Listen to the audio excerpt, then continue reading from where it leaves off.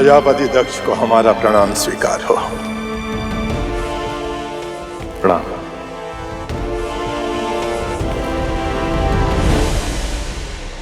प्रणाम पितृ।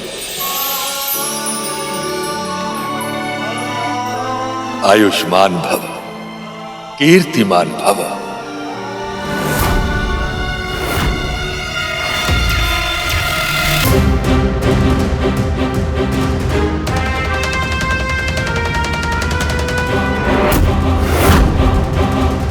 देवता, ऋषि, महर्षि, असुर, ब्राह्मण, संसार के समस्त प्राणी मस्तक झुका के मुझे प्रणाम करते हैं, मस्तक झुका के मुझे सम्मान देते हैं। और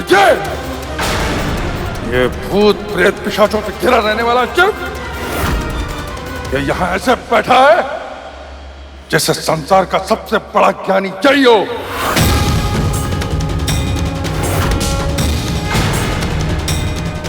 ये मुझे प्रणाम क्यों नहीं कर रहा है?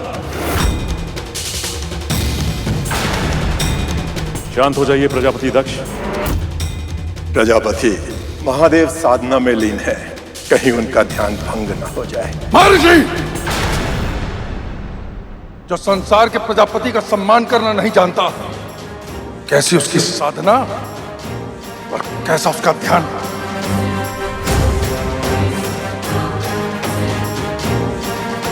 शमशान में निवास करने वाला कैसी निर्लजता से मेरे सामने बैठा है, इसका केवल एक ही कारण है कि वेदों के कर्म से हीन है ये। जो स्वयं ही सारे वेदों के ज्ञान के सार हैं, उन पर इतने अपमानपूर्वक कटाक्ष। जिसने पूरे संसार को बनाया है, उस महादेव के बारे में प्रजापति दक्ष ऐसे कटु वचनों का प्रयोग कर रहे हैं। अगर महादेव अपनी ध्यान मुद्रा से उठ गए तो इसका परिणाम बहुत ही भयानक होगा। ये मूर्ख प्रजापति मेरे स्वामी महादेव का इतना अपमान कर रहा है। मेरा मन तो कर रहा है कि इसी क्षण इस अहंकारी को इसके अपराध का दंड अपने हाथों से दूं। अभिमान और दुर्बुद्धि का वास है इसमें।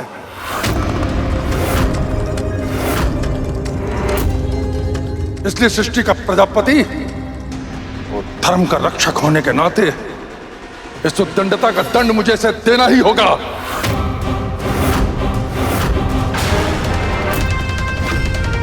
ये क्या कह रहे हो पुत्र? महादेव के बारे में ऐसी अनुचित भाषा प्रयोग करने से पहले कुछ सोच तो लेते, सोच लेते कि क्या उचित है क्या अनुचित। नहीं पिताजी, धर्म सभा में उद्दंडता अधर्म के समान ही है। इस भस्मधारी ने मेरा नहीं, अभी तो धर्म का अपमान किया है। अब मैं अपने धर्म का पालन करूंगा। अहंकारी शिव, मैं तुझे श्राप देता हूं। आज से अनंत काल तक सभी यज्ञों से तुम्हारा बहिष्कार किया जाएगा। आज से अनंत काल तक सभी यज्ञों से तुम्हारा बहिष्कार किया जाएगा। देवताओं के साथ किसी भी यज्ञ में तुम्हें तुम्हारे भाग का अर्पण नहीं किया जाएगा। देवताओं के साथ किसी भी यज्ञ में तुम्हें तुम्हारे भाग का अर्पण नहीं किया जाएगा। तुम्हें तुम्हारे भाग का अर्पण नहीं किया जाएगा। देवों के देव महादेव को ही यज्ञ से बहिष्कार करने का श्राप। हाँ मूषक जी, क्रोध में व्यक्ति ऐसे ही त्रुटियां करते हैं। उसी तरह जैसे किसी बात से निराश होकर लोग उचित कार्यों में सम्मिलित होने से भी हिचकिचाते हैं। जैसे शास्त्री की पत्नी कथा सुनने के लिए आने में हिचकिचा रही थी, किंतु शुभ कार्यों की जो पवित्र ऊर्जा होती है वो व्यक्ति को अपनी ओर खींच ही लेती है। फिर क्या हुआ बहन?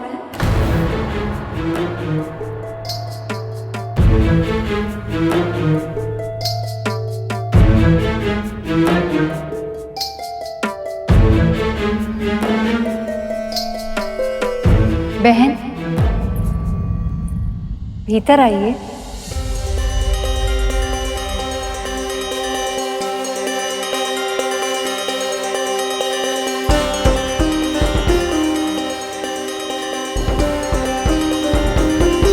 भाग्यवान, कथा सुनने आ गई। ये तो अज्ञात लोगों से मिलती ही नहीं थी।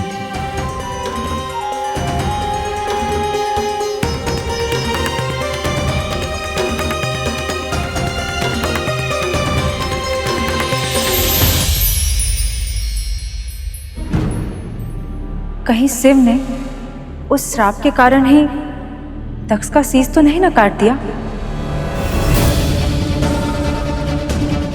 प्रभु, क्या इसीलिए महादेव ने प्रजापति दक्ष का शीश धड़ से अलग कर दिया?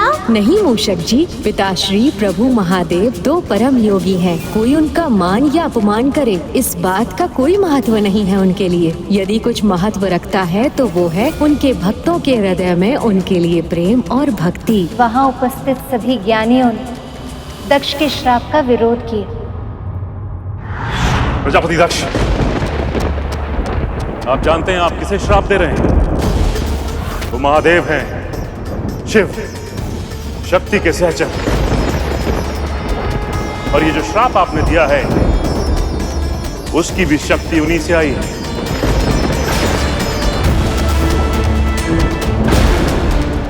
दक्ष, क्रोध अज्ञान का जनक होता है और तुमने महादेव को श्राप नहीं दिया है, अनर्थ किया है।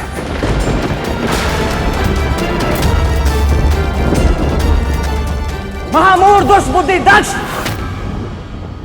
जिनका स्मरण करने से सभी यज्ञ सफल हो जाते हैं, जिनका नाम लेने से सभी तीर्थ पवित्र हो जाते हैं, उन्हें उनका ही यज्ञ से बहिष्कार कर दिया।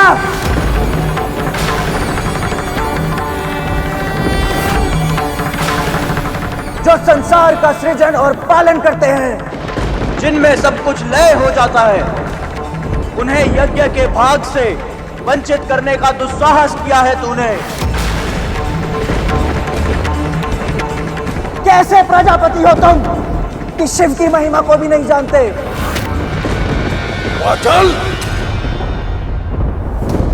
दुर्बुद्धि पशु,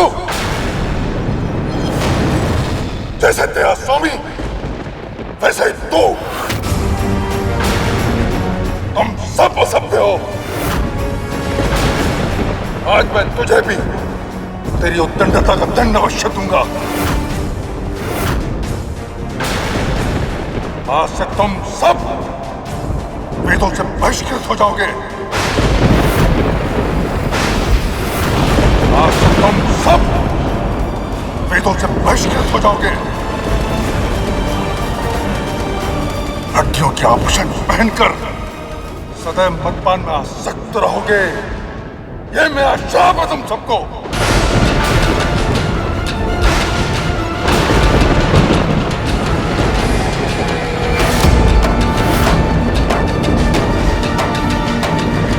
प्रतिशोध तो शिव के स्वभाव में ही नहीं, मान अपमान से परे है।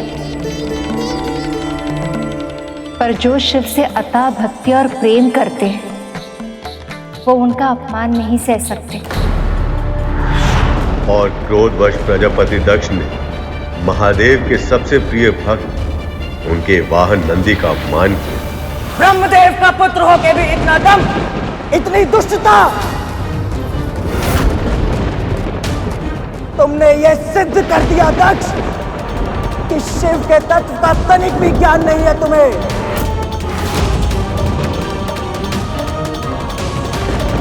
तो सुनो अहंकारी दक्ष, आज तुम्हें और जो भी इस महासभा में उपस्थित मेरे महादेव का अपमान होते देख मौन खड़े हैं, उन सभी को मैं शिव सेवक नंदी ये श्राप देता हूं कि तुम सब वेदों के तत्व ज्ञान से शून्य हो जाओगे। कि तुम सब वेदों के तत्व ज्ञान से शून्य हो जाओगे।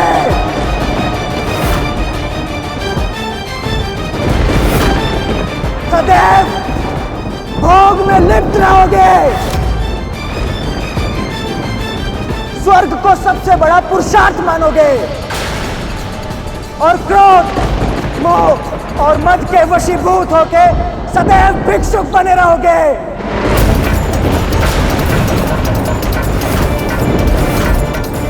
दान के लालच में अखंड फंसे रहोगे तुम सब, और दूषित दान लेने के कारण नरकगामी बनोगे।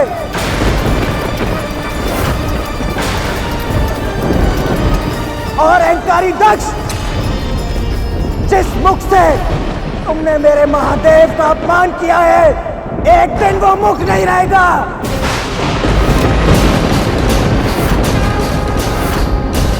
तुम्हारे धड़ पर विराजेगा बकरे का शीश। ये एक भक्त का श्राप है।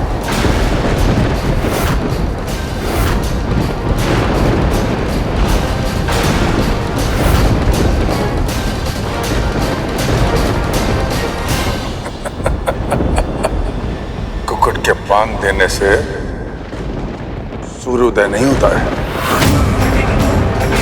जो स्वयं धर्म का पालन ना करता हो, उसका श्राप कैसे फलीभूत होगा?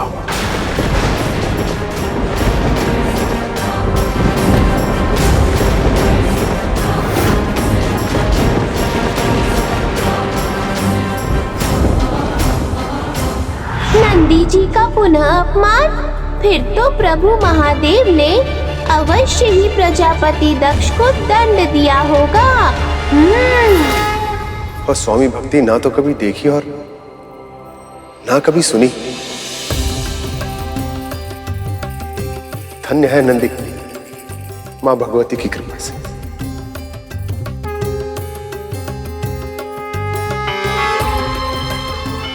आपने सत्य कहा शिवा।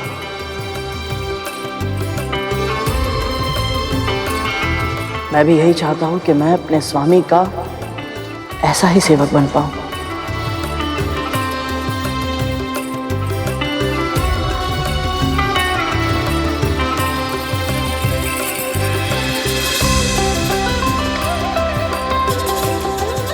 आगे बतलाइए ना, फिर क्या हुआ? नंदी के बढ़ते क्रोध से शिव के नेत्र खुल गए। अपने परम भक्त का इस तरह अपमान होना महादेव से सहा नहीं गया। वह अपने ध्यान से बाहर आ। इस उदंडता का परिणाम प्रजापति दक्ष के लिए कितना भयंकर होगा, ये सोचकर वहां प्रस्तुत सभी ज्ञानी भयभीत। श्राप पाने के बाद अब क्या करेंगे महादेव?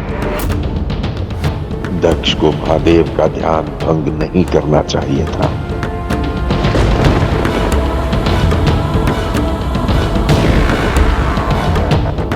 न जाने अब क्या करेंगे महादेव, कहीं कुछ अनहोनी ना हो जाए।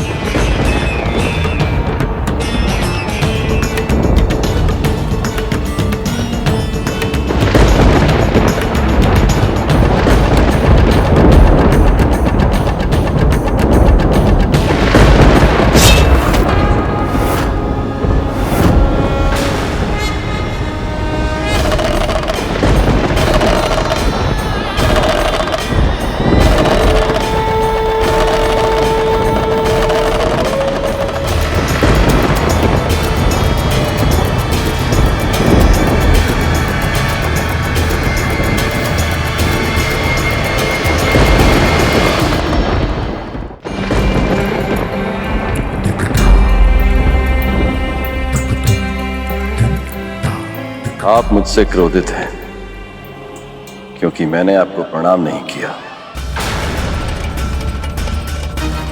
पर मुझे तो यह भी नहीं पता प्रणाम करूं तो किसे करूं।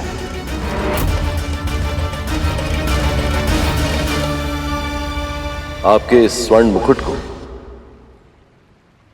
या इन रेशमी वस्त्रों को या आभूषण से सजी इस देह को प्रणाम करूं, या आपकी देह के भीतर बसी आत्मा को?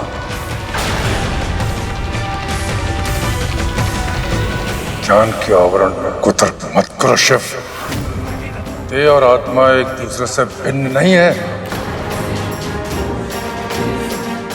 पर आपकी देह, ये वस्त्र, ये आभूषण, ये सब कुछ नश्वर है प्रजापति। मृत्यु के बाद देह जलकर भस्म हो जाती है, पर देह के भीतर छिपी आत्मा नई देह धारण कर लेती है।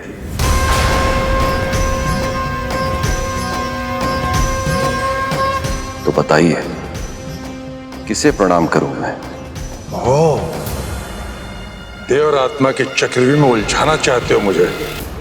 वो तर्क कर रहे हो मेरे साथ, किंतु मैं इसका उत्तर तर्क से दूंगा।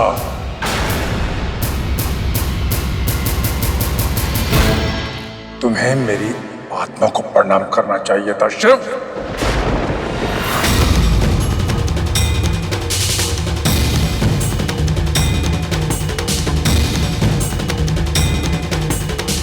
पर आत्मा तो उसी परमात्मा का अंश होती है प्रजापति, जो कण कण में व्याप्त है। जो जीवात्मा आपके भीतर है वही ब्रह्मदेव के भीतर है, मेरे भीतर, और नंदी के भीतर भी है।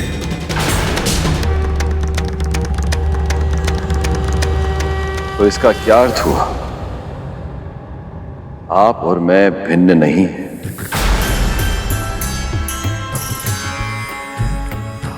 आपसे ही मैं हूं और मुझसे ही आप हैं।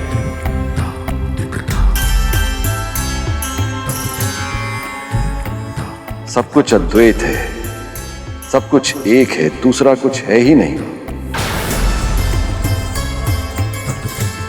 तो कहिए प्रजापति, मैं आपको नमस्कार करूं या स्वयं को?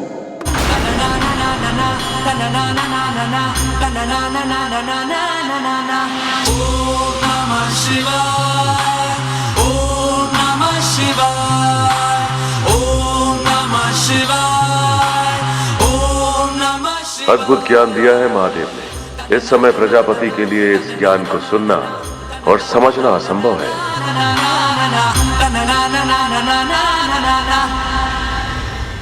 अब समझे अज्ञानी, किसे श्राप देने की मूर्खता की है तुमने? नंदी,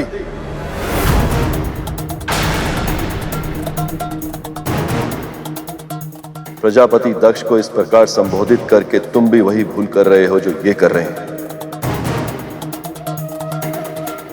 तुम भी इनमें, मुझ में, अपने आप में अंतर कर रहे हो, क्योंकि इस समय जिस रूप में हम तीनों हैं उसमें मैं तुम्हारा स्वामी हूं, तुम मेरे भक्त हो। इस देह के परे मुझ में, प्रजापति में और तुम में कोई भेद नहीं है।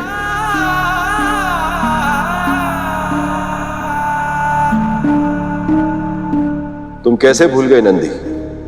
मैं ही यज्ञ हूं, मैं ही यज्ञ का कर्म हूं। यज्ञ के सभी उपकरण मैं ही हूं। यज्ञ की आत्मा में भी मैं हूं। यज्ञ परायण यजमान भी मैं ही हूं। यज्ञ से बहिष्कृत भी मैं ही हूं। तो फिर ये कौन, वो कौन, ये सब कौन?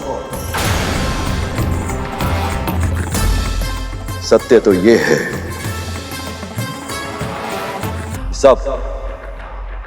सब कुछ में मैं ही हूं।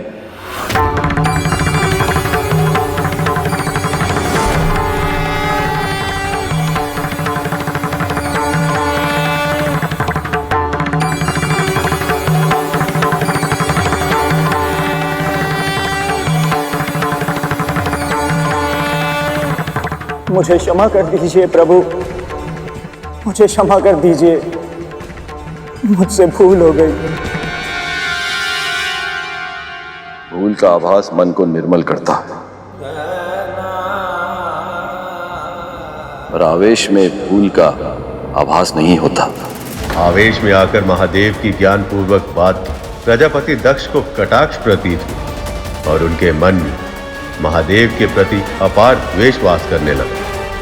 इस अपमान का प्रतिशोध मैं अवश्य लूंगा तुझसे, ढोंगी अघोरी।